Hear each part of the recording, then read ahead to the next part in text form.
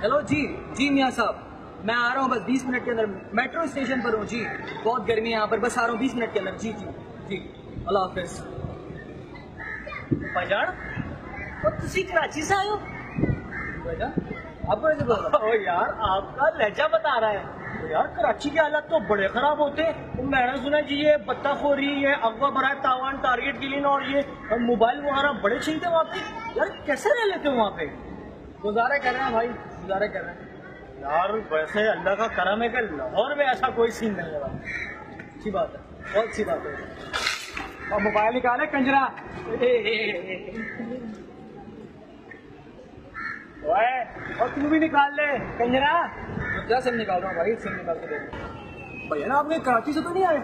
हाँ भाई, कराची से आया हूँ यार। भैया मैंने तो सुना वहाँ पे बड़े हालात खराब होते हैं। अगवा बराए तवान, टारगेट किलिंग और मोबाइल शोबाइल बड़े छीनते हैं वहाँ पे। कैसे जीते तो यार आप लोग वहाँ पर? गुजारा कर रहे हैं भाई, गुजारा कर रहे हैं। अगर भैया यहाँ पे ऐसा नहीं होता। क्यों भाई? भैया देखो आप हमारे मेहमान हो, हम आपसे कैसे मोबाइल छीन सकते हैं? यार आप ये लो यार।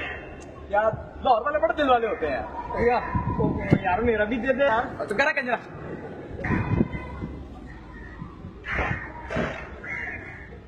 हाँ भाई, कराची के हालात खराब होते हैं।